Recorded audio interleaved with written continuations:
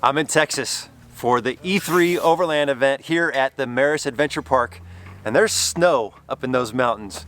It's cold, it's really cold. We got here last night, met up, had a great meal with all the E3 Overland members, got up this morning and boy oh boy, it was chilly and it was snowing, but you know what? That didn't hamper our spirits. We've been wheeling all day, having a great time, and in a minute I'm gonna show you where we went and some of the things that kind of didn't go quite so right today.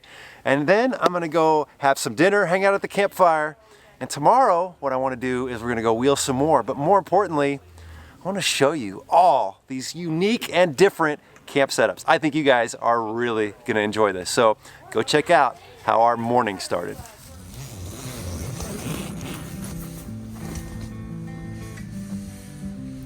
I woke up to find it unexpectedly snowing outside my tent, and the temperature with the wind chill was just below 10 degrees.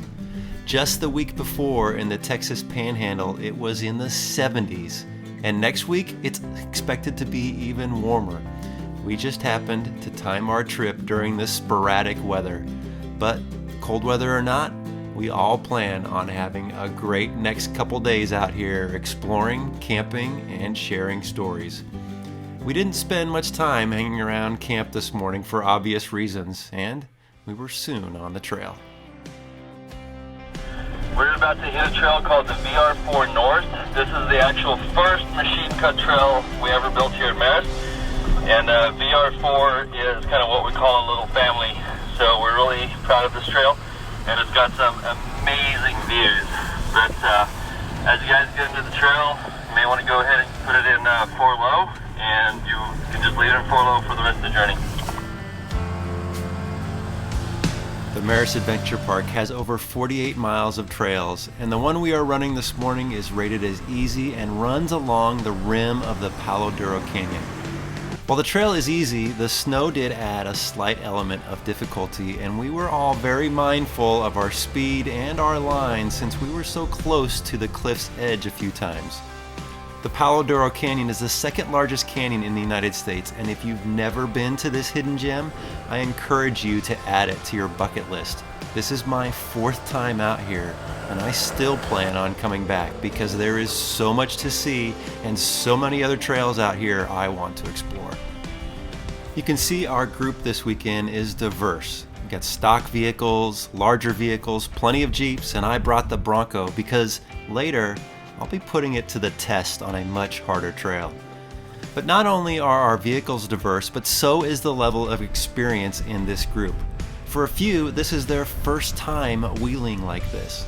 And the great thing about this place is there's just about something for every type of off-road vehicle and skill level, and it's a great place to allow yourself to test your skills, knowing that if you find yourself in a sticky situation, assistance isn't too far away. We were all having a blast, and how couldn't you on a day like this with this type of scenery?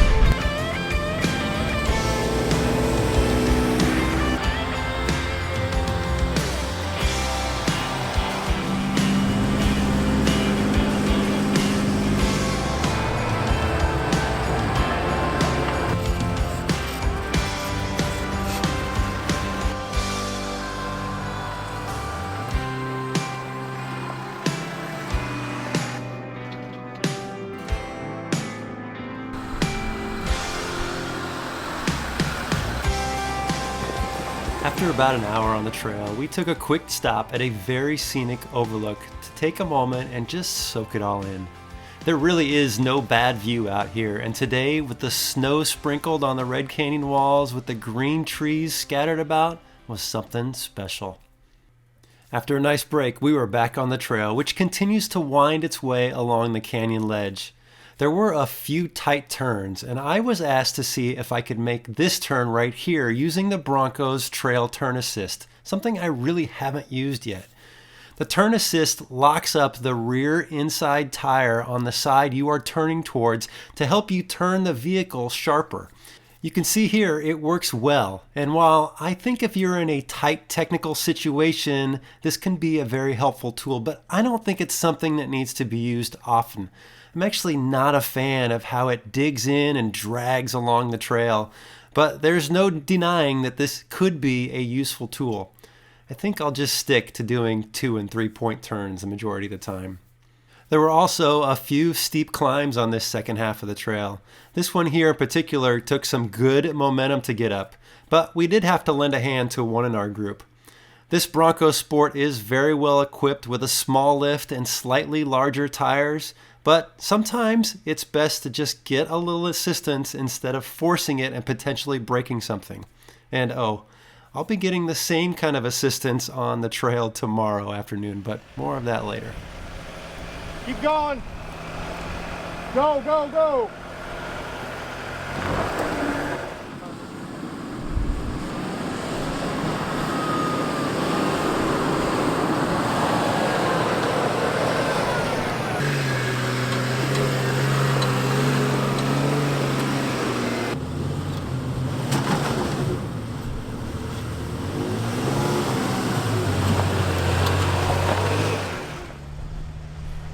This was a great trail to kick off our adventure weekend here, and after getting off the trail, we headed back to where we had camped last night, and those that had trailers reconnected as we were now going to be making our way down into the canyon where we'll be camping tonight. The trail into the canyon is a little steep, so taking your time here and going slow is very important. Once at the bottom, we were just about a mile from our campsite when I heard over the radio, "Trailer down." Oh no. This was a very unfortunate event, but the good news is it happened in a level spot and there were plenty of helping hands around to help with the recovery. Now, just behind where you see the trailer lying on the ground, there was an off-camber drop-off. After talking with the owner, he thinks there were a few factors that caused the rollover. First, he admits he took the line off the decline at more of an angle instead of straight on. Plus, he thinks the trailer tire pressure was too low, causing the sidewall to fold in a little bit. Plus, the trailer is a little top-heavy as well, which may have added to the momentum of the rollover. It was decided to use a snatch block off the tree to the side of the trail, and taking it slow, the group was able to upright the trailer. Thankfully, there was very little damage because the trailer rolled over in some soft dirt. Just a couple marks here and there that will be good reminders of this event in the future. After successfully recovering the trailer, we made our way to camp, where everyone was quick to start setting things up as the sun was starting to set, and everyone was pretty hungry. The stoves and the grills were heated up, and there were some savory meals being cooked up at camp. Some opted for a little simpler dinner, and there's nothing wrong with that. In fact, I opted to have a can of chili. And on this cold evening, this actually hit the spot perfectly. We had plenty of stories about the day's adventures to talk about. We huddled around the campfire to stay warm because it was really getting cold once again. We listened to an owl that was watching over us, and eventually we called it a night.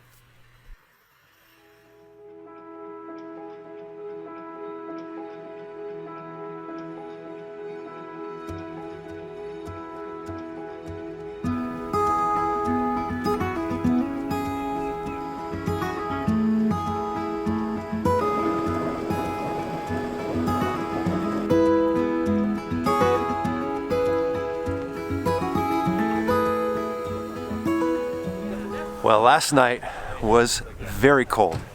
Somebody said it was 19 degrees this morning, and I can tell you it was bitter cold. Thankfully, there was no wind, but I've got just about every layer on that I can think of. I've got the hand warmers going, and we've been waiting for this sun to come up to kind of start warming things up. Now, it is supposed to be 60 today, but it's not there yet. So we've been enjoying some coffee, taking our time this morning. Now what we're going to do is we're going to leave camp here, which is going to be nice, and we're going to go explore this morning and just go check out some of the beautiful scenery here in the canyon, and then come back, and then we're going to do a walk around of everybody's campsites and their vehicles and talk about that. I think that'll be fun. And then a couple couple folks are talking about going and hitting the trails this afternoon. So we'll see how that goes. We'll see how the time is. But yeah, I'm thankful that this sun is up. But I'm looking forward to exploring a little bit today and checking out the canyon here at Merus Adventure Park.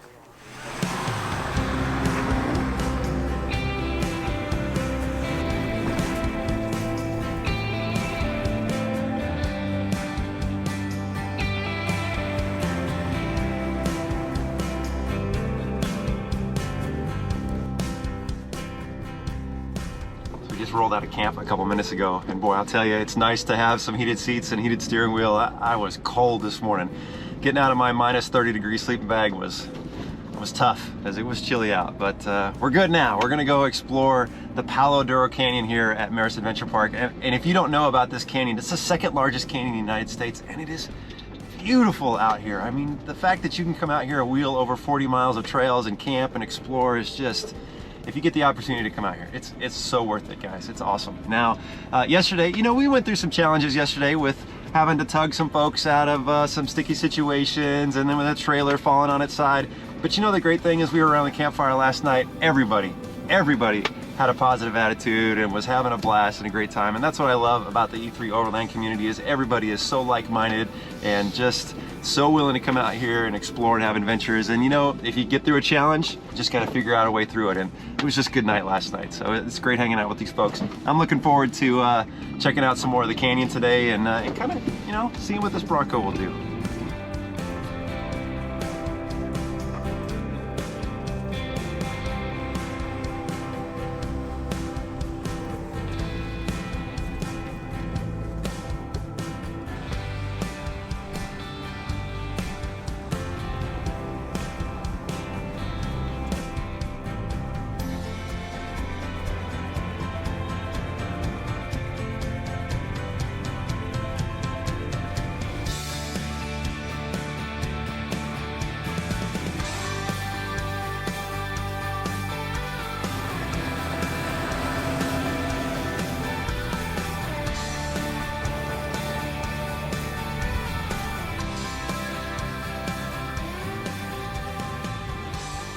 We just passed a great group of guys back there. They're with a veterans group called Project Zero. It's so good to see those guys out here wheeling. All right, we still got many miles to go today. It's crazy how big this park is.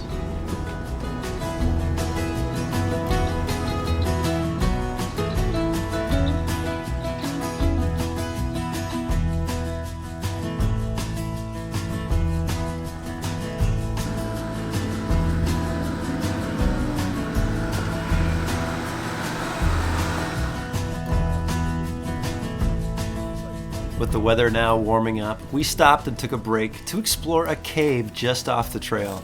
There is lots of interesting geology out here in the Palo Duro Canyon, and this cave here has been created by many years of erosion. It was a tight fit, but I'm always up for doing a little bit of exploring. 120 yards down to the very bottom of the next creek. Have you been over through it? No, like we're gonna actually get some diving gear, but we actually walked to the mouth of the cave down to the bottom.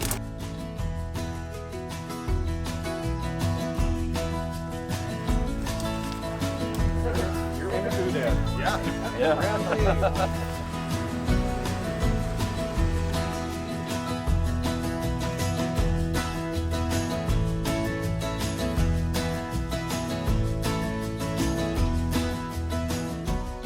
We have been having an amazing day out here. Nothing crazy hard technical, just some ruts here and there and some ups and downs, but we're gonna get after it this afternoon. In fact, I've invited Dirk to drive the Bronco, so he and I are kind of switch driving and being co-pilot, and we're gonna go hit some more difficult trails this afternoon, which should be a lot of fun. But right now we're heading back to camp. We're gonna go have a little lunch, and we're gonna do a little bit of a walk around and check out some of the folks' camping setups, which will be pretty cool, I think.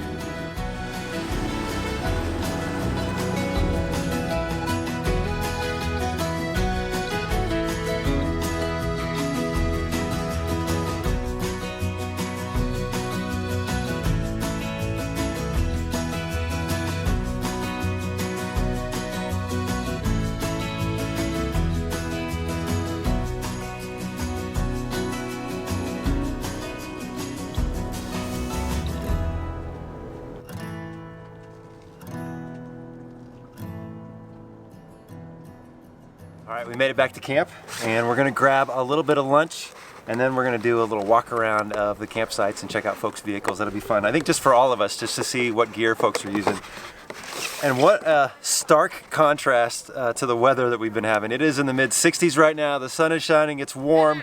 It's beautiful right now, and tomorrow it's supposed to be in the 70s. I think we just timed it just a couple days too early, but thankfully today has been a beautiful, beautiful day. So after lunch, after our little walk around, then we're gonna take the Bronco out and we're gonna get after it just a little bit.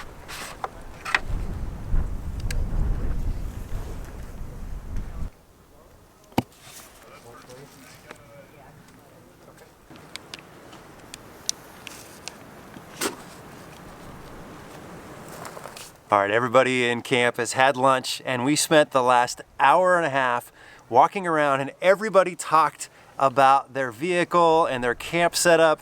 It was really cool to hear about everybody's different way of coming up with solutions for sleeping and outfitting their vehicle. Now, we spent an hour and a half doing it. What I'm gonna do is I'm gonna grab the camera, and we're gonna do it in about 10 minutes. So I'm gonna give you the Cliff Notes version. So let's go do that. All right, we're gonna start off with my camping setup, which you've seen several times, but there's some interesting things that I think are worth talking about. So I did bring the shift pod, and I'm thankful I did because of that snow we got the other night. Plus, last night was extremely cold, and so I have the Thermarest sleeping pad in here. I have a negative 30-degree sleeping bag, plus I have the little buddy heater, which I only use before I go to bed and after I go to bed. And fun fact, that last night, the condensation from my breath created ice up there, and when I turned on the Mr. Buddy heater this morning, it started raining on me. So there wasn't a lot of air circulation, so I should have had a little fan in there, but I didn't have that. So anyway, I do like the shift pod. I think in the wintertime, this is the perfect tent. Now, on the Bronco, everything's pretty much stock. You know, we did that GMRS radio install, but something I did the day before I left is I installed the new Outback Adventure Products tailgater table. This is almost the same exact design that's on my Jeep, except this one is specific for the Bronco. And I love having the tailgate table. It's a great product. In the back, I'm still sorting this out. I have a 25-liter Dometic fridge. I'm using soft boxes. I've got my air compressor, first aid kit, my stove back there. But fun fact also last night, that this is my water container. It did not freeze up, but there is a filter in here that did freeze up. And so I actually took that inside the tent to warm it up with the buddy heater, but it was a little bit of a mess trying to get some water out of there. So I could make coffee this morning, but lesson learned from me. But we are going to take the Bronco out here in just a little bit and get after it on a Black Diamond Trail. Now, I can't break anything because there are no parts for the Ford Bronco, and so it'll be a long walk home. All right, next up is the two-door JL. You can see it's very dirty. It's been getting after it. And the two-door is a great vehicle out on the trail because it does tight technical very easy. And instead of doing a big, massive build back here, he's actually rented a trailer for this trip. So that's one of the Smitty-built trailers. And it's got the awning and the whole rooftop tent and lots of gear back there. Works really well. The owner is still trying to decide whether or not he wants a trailer or if he wants to figure something else out. But he also has a tailgate table. He's got a deck system back here that he built himself, which is very cool. He's got an ARB fridge. He's got some storage, just some simple storage boxes.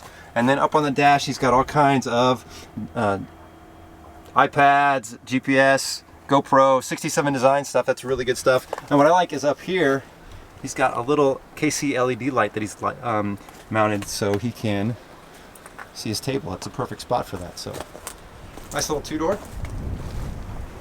Over here is the Gladiator, and not crazy built, just a bumper and a winch. But on the back, they are doing the Napier tent, which is a great option. You know, if you're trying to figure out how you're going to outfit the back of your truck, something like this is, you know, it's cost effective until you sort out what you want to do, and it sets up and breaks down with two people fairly easily. And check out this table. I like this little table down here. That's pretty slick. It's a good use of that space because this table folds down pretty flat. And then they have their little privacy tent over there. And then everybody is hanging out here. This is where we hung out last night. just chilling around the fire, very chilling around the fire, literally. And we have, you can see we have 4 propane fire pits. You cannot have campfires out here, so having these was extremely helpful. So we're pretty happy with those. Now over here is, it's a nice big tent, and it's very similar to the Shift Pod or the Gazelle tent, but the owner was saying that this is a budget-friendly option, and he really likes the tent. However, there is mesh on the top, so this is not an all-season tent. And the other day when it was snowing, he actually had got snow up inside the tent. So just something to think about if you're going to be cold weather camping. You know, it's a great tent for 3 seasons, but maybe not all 4 seasons. Is that right? You got snowed on? I did. And this is his JL, and he's got a winch and some lights on there. He's got some 37-inch tires, a nice lift, and just done a great job with just keeping it lightweight, simple, and he's ready to rock and roll. He's going to hit the trails with us as well, so we're going to go get after it. All right, let's go head over to the other campsite. All right, the next campsite over, we've got a couple really nice vehicles here. So we've got a Hummer H3. This is the truck, and this thing is pretty capable out on the trails. It was cool watching him get after it a little bit. He's done a lot of do-it-yourself stuff. He's got a drawer system here that he's built, so this pulls out and slides out, and then he's got the half rack system on there. And then he did tell me that there's a fridge inside the back, but he's kept it pretty minimalist except for a couple accessories on there because he is towing a trailer. And it's a great teardrop trailer. He's got some really nice features in here. It's a Braxton Creek trailer, and it's pretty much for sleeping, but he did add a pretty hardy mattress in there. But he did, look, check this out. He's got an air conditioner in there. I'll tell you what, being in Southern California desert, that would be really nice. He's got a heater in there. He's got a little power system. And then on the back is his galley. So he can do all his kitchen, cooking back here and everything. It's a great setup, and he said he plans on kind of designing and building this out a little different, which is cool about a teardrop is you can really kind of make it your own. It's not heavy, and that truck will tow it very easily. Now over here is a JK, and this Jeep, this is a really nice built Jeep because the owner has done almost everything all on his own. So he's got a bumper and a winch over there. He's got a lift kit. He's got them 37-inch tires. There's a roof rack over there. And coming around the back, check out this really cool system. So he's built this all himself. This whole aluminum drawer system. He's got a budget-friendly fridge. There's a shelf in here. This is a tank for his air kit. So he has an ARB air kit. It's all plumbed in here. Very cool, very nice. He also has the tailgate table. He's got a bumper back there. He's got some lights up on his tailgate window back here. So that's nice. And he actually has some amber lights over here that he can power. He's got this little power system so he can operate all his lights from in there, which is really nice. And then where they are sleeping is they're old school. This is an old school tent, and they've had this for many years. It works great for him, but he did say that he is working on a do-it-yourself trailer build. So he's working on building his own trailer that he will be towing with that JK. All right, let's go to the next campsite. All right, this is the third campsite, and what's really nice about these campsites is they're very large. They're flat, they're large, and we're the first people to camp in this specific area. They just created this, and they're working on creating more camping spots out here in the park. So what we've got is, we've got a Tacoma here, which has a little bit of a lift, but it's still on stock tires. He's got a winch over there. It is a TRD off-road. He's got a decked drawer system in the back, which he really likes because that gives him some secure storage in there. And then he has a trailer back here, which is pretty basic, just for sleeping in, but he does have some storage in the back. And it's nice to have a trailer because it takes the weight off of your vehicle, so now you can store all that stuff in here and you're not weighing down your vehicle. Pros and cons of trailer, but he's pretty happy with it. The next one here is a Jeep Wrangler JK Rubicon, and he is also mostly stock except for just some accessories like lights, bumper, and a winch. But he has also gone the trailer route. Oh, check this out, very important stuff here. I mean, that's a nice decal, but check that one out. That's an important decal. That adds 10 horsepower right there.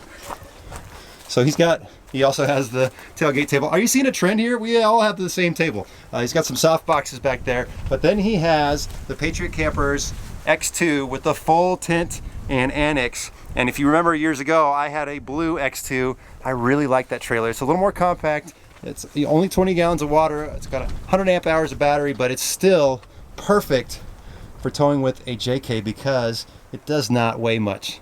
And this is a great trailer. They are well built, very capable off-road.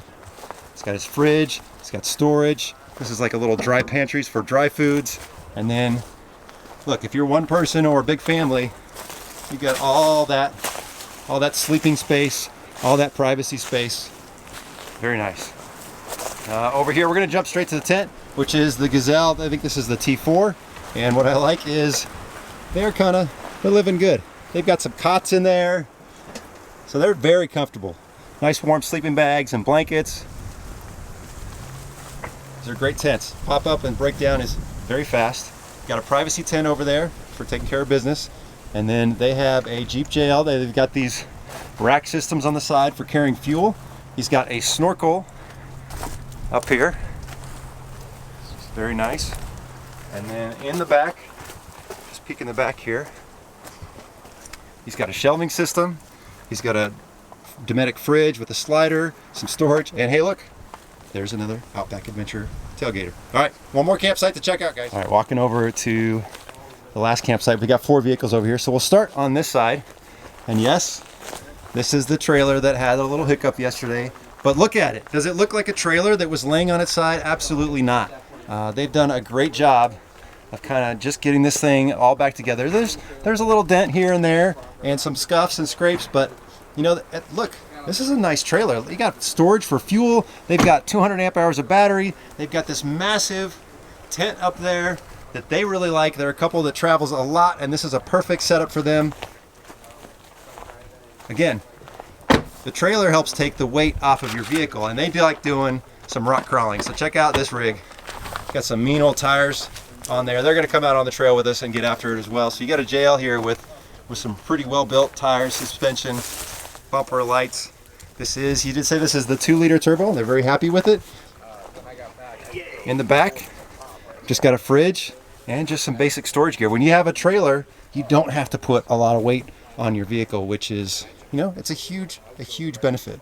Then coming over here, we have a Toyota Tacoma with a really nice camper on the back. It's a very large camper. They spend a lot of time off the grid, away from home.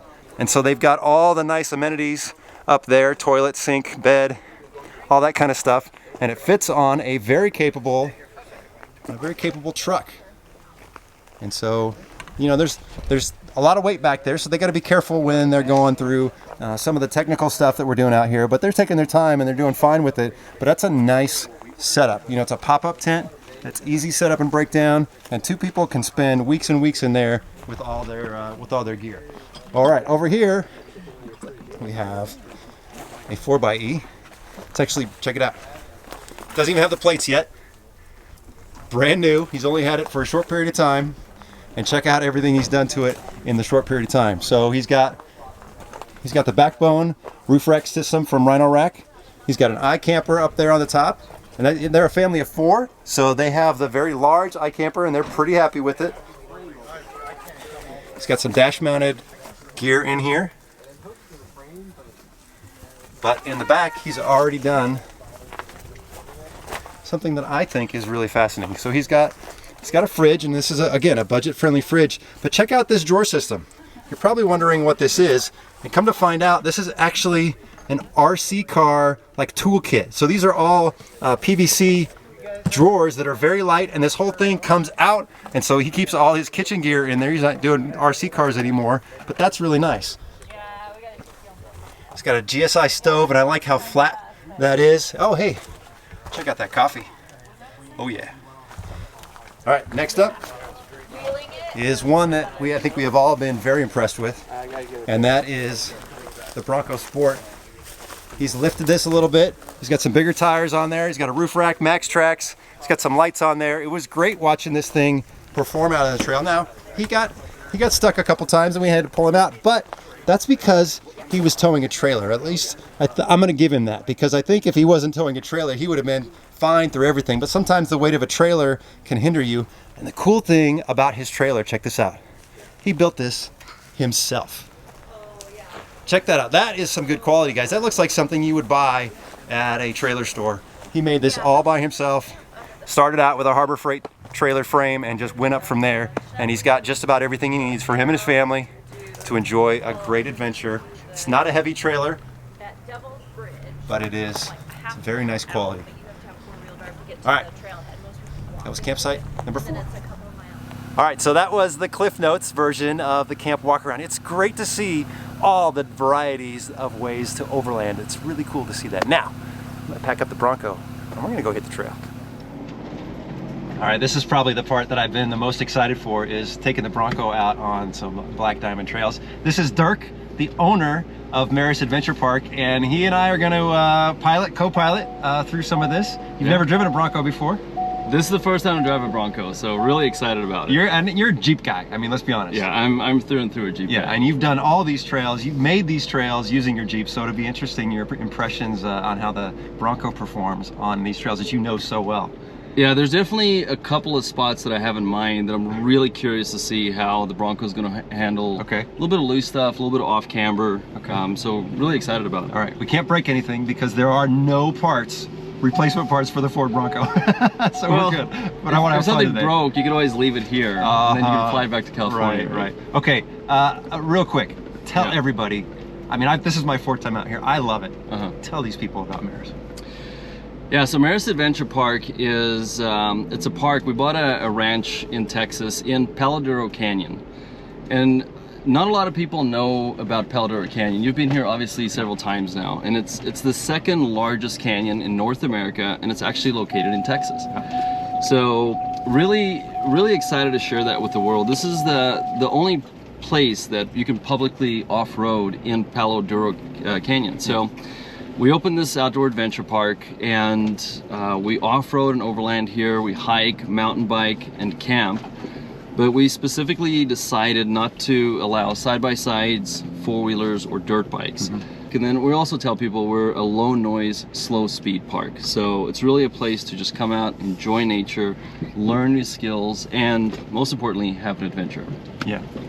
Well, I think a lot of folks, first time, and we were on a green trail, and they were a little overwhelmed, but I think now they've already built their confidence after having done it a few times. So it's great that they were out to come here in a controlled environment, and we were kind of able to coach them through it, because I think it's really changed their perspective on off-roading. So, well, I think that's one of the cool things is that scraping a little bit. Probably won't be the last time today. There we go. There you go. Let me turn that guy off. Yeah, so I think having people come out and test their skills, you know, we find that people come here, and the first day they're here, they're nervous, they get off camber, they're kind of freaked out a little bit. And by the 3rd or 4th day they've been here, they start being very confident behind the wheel. And that's something that's exciting for us, because it's almost like, you know, we look at this as a playground, a training ground for people to really hone their skills so they can go out into the great outdoors and, you know, even doing a solo trip, have more confidence so they can get to the good places. Yeah, what I like about this place is it's mild to wild. I mean, you can really get after it here. But plus, this park is massive, and it doesn't feel like a park. And you can go mild to wild, and it feels so remote, and it's just beautiful, man. So you have an amazing place here, man. So I'm excited to see these trails you got planned. What's the name of the trail we're going to? So we're going to take Middle Earth over to a trail called Sagasaur. Okay. And it's our newest signature trail. Okay. It's about 2.5 miles long. All right. But it has some really spectacular spots. And All I right. mean, really fun things. I mean, it's a very engaging trail. So Awesome. we're gonna have some fun today. Good. I can't wait.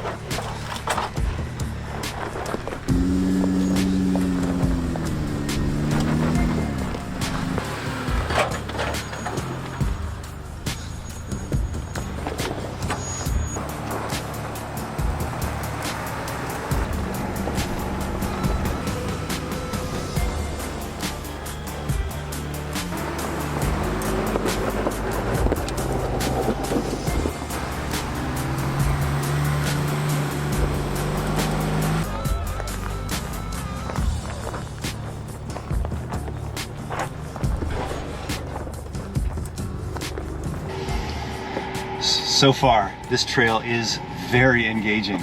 And Dirk just ran ahead with camera and he said, there's some really fun stuff coming up. And so I'm already having fun. I'll be curious to see what's coming up. We got a little climb here. This would be nice. I'm gonna throw the rear locker on. Oh yeah, this will be good.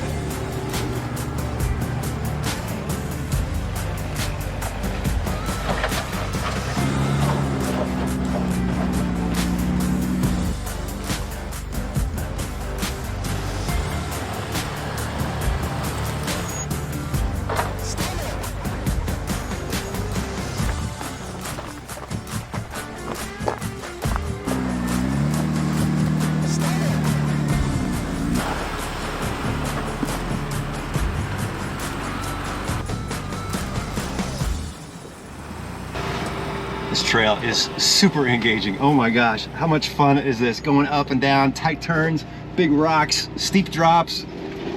And the Bronco, I mean, look, we're scraping bottom, but we're talking about a stock vehicle right now that is performing really, really well. I mean, there's some well-built Jeeps back there and they're like, oh my gosh, I can't believe the Bronco's doing that. So, I mean, we've thrown a tire up in the air, but right now, it just feels so good. Oh my gosh, I love this.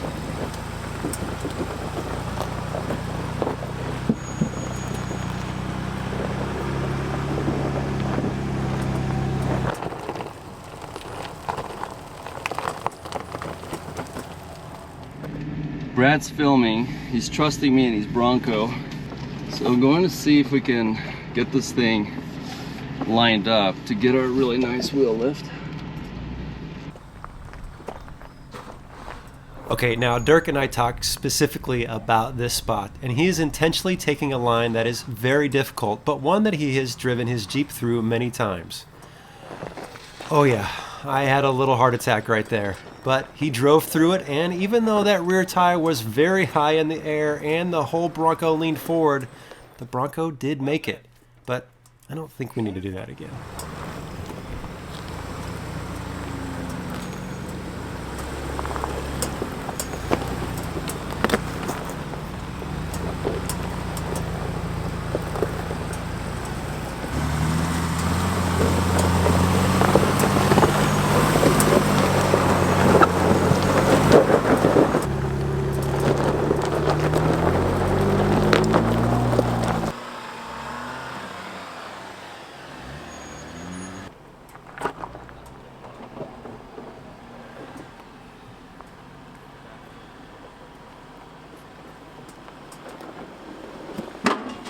All right, buddy, first of all, I'm having a blast, and I'm surprised at how well the Bronco is doing. I mean, it's got its glitches, but we're in a section you were telling me that the last Bronco was through here didn't do so well. Yeah, so on New Year's Day we did a run, and a Bronco, same package that you have, Badlands with a Sasquatch package, came through here, and he rolled. So I thought we could maybe just talk about what went wrong here and how to approach a section like this. Okay. So what happened was, obviously we have a wash here, and the ideal thing here is to put tires on the wall and start straddling the wall that's coming down. So what happened is he actually started coming over this way, and he wanted to turn into it, and before he could turn into it, the back wheel started sliding and he went over. Oh. Luckily the wall caught him, because if that wall wasn't there, he would have rolled all the way down to the bottom. Wow. So just thought we'd kind of talk about that and film yours coming down. Okay. Okay, so Dirk and I were just outside talking about this section, and this is where that other Bronco rolled. And so, got the line, we're just gonna take our time here. And hopefully, not roll it. I think we'll be all right. It's a little steep, but I think as long as you straddle it, it's okay. A little slippage there. I probably wanted to be a little higher on that wall, but now as I come down, I'm gonna start turning driver just a hair. Oh yeah, no worries. This is just all about taking your time, letting the vehicle do its thing. Ooh, it's steep.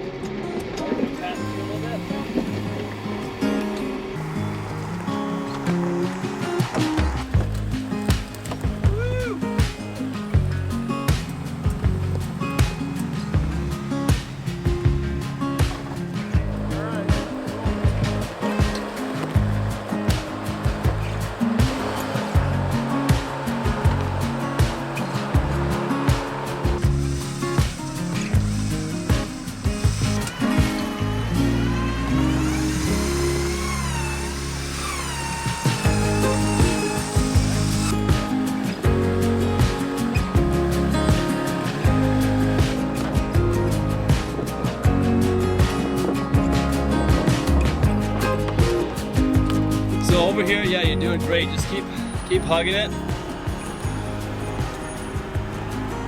There is a drop on that side, so you really want to be able to come Up here.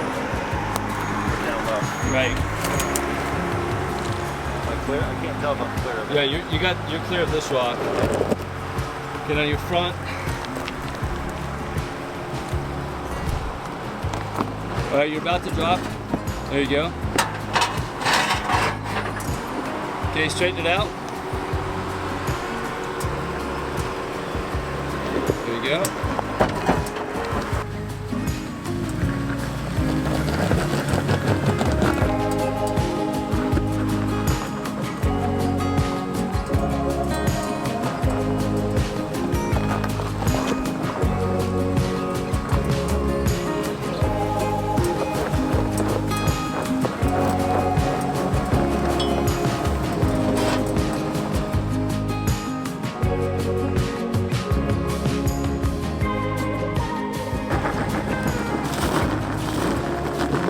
All right, guys, we've gotten to a really technical section and we're kind of loose dirt and some slick rocks and we're having a hard time getting up.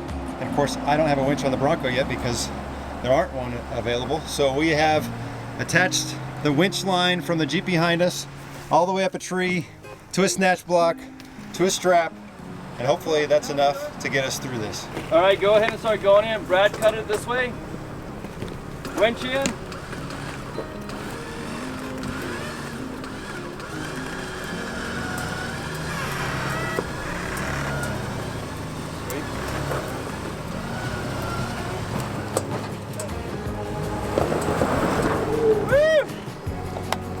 Good. Everybody out of the way. All right, guys, clear out over here.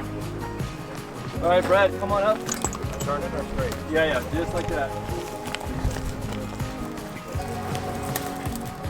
Got it? You got it. Are you good?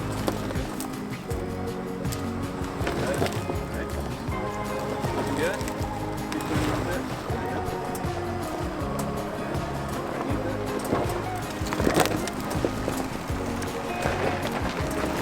Guys, this is what teamwork is all about. These guys are awesome. They know these trails well and they know how to get you out of a sticky situation. Thank you, guys.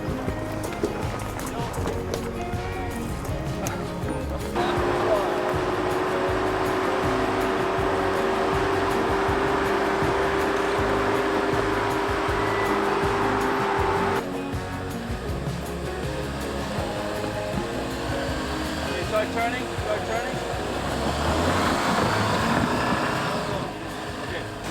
Alright, let the wind drop you out. There we go. Yep, looking good.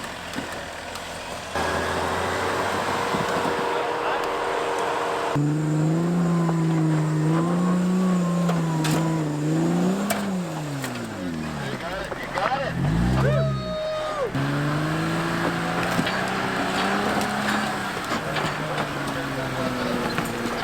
There you go. Nicely done.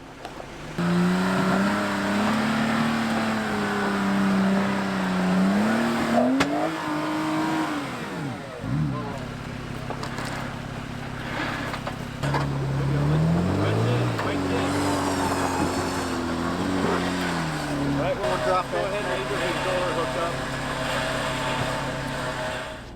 Well, things got dark, so we had to kind of stop filming the trail, but man, what an awesome trail. And I have a new appreciation for the Bronco today after taking it through some of that stuff, but I'm curious, you know, what your thoughts are after having taken many Jeeps through there. Yeah, so this is the first time I've driven a Bronco and independent suspension on a trail like that. So overall, I'm impressed. Yeah. I felt like the Bronco did an amazing job, especially being fully stock. Right. I mean, being able to drive it from the dealership and get it on a trail like that is really impressive. I thought the throttle control was good. It felt very stable going up and down. Yeah. I thought the traction was really good on it. The only thing, you know, that we kind of talked about is it tends to pitch a little bit. Right. Those back tires do come up, and when it does tend to pitch, you know, it pitches fairly hard. So Right. there's a couple times today, which I know you got videos of, Yeah. where it pitched pretty hard. Yeah. But One time in particular, it was a little sketchy. I was like, oh! yeah, if you check the GoPro footage, you may hear a couple of words on there. Yeah. But overall, what a great vehicle. Yeah. And now we're going back, and we got heated seats and everything like that. I mean, it's just Yeah, it's a great, you get to drive great home vehicle. 1,100 miles tomorrow and nice comfort. So, anyway, well, man, I've had a blast out here this entire week. Thanks for hosting E3 Overland, and I can't wait to come back and hit some more trails like this. And who knows what vehicle I'll bring next time? Yeah, hopefully you'll bring the JK at some point. At some point.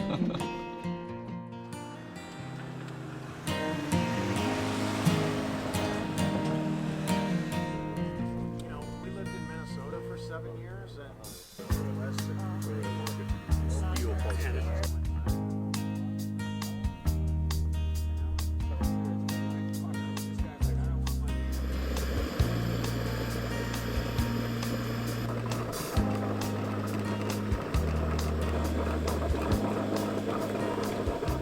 Good morning.